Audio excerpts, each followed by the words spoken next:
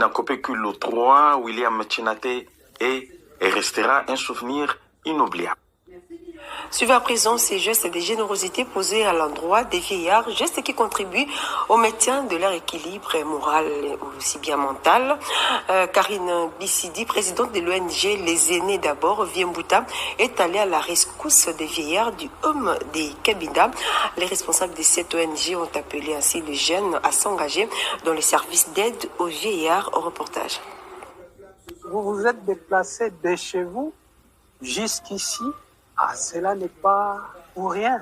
C'est parce que vous avez quand même tenu compte de nous en tant que vos vieillards, afin que vous puissiez nous voir, vous puissiez partager avec nous et que nous puissions vous dire peut-être ce qui va ou ce qui ne va pas. Ayant un attachement particulier envers les vieillards, Karine Bissidi, présidente de l'ONG Les Aînés d'abord, Vieux-Mbouta, a anticipé cet appel et vient de rendre visite aux vieillards du Home de Cabinda. Au cours de cette visite, il y a eu un moment d'échange et de partage entre elle et les pensionnaires de ce home. Karine Bissidi a encouragé les jeunes à aimer, à soutenir et à assister ceux qui ont vécu. Les vieillards sont les sources desquelles les jeunes tirent leur vitalité.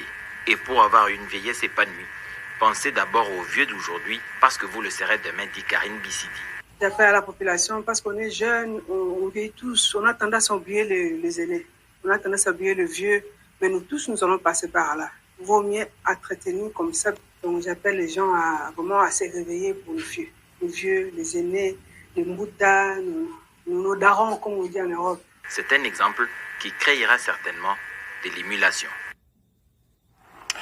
Culture à présent avec cette chanson patriotique, l'œuvre d'un compatriote congolais qui vit en Ituri et qui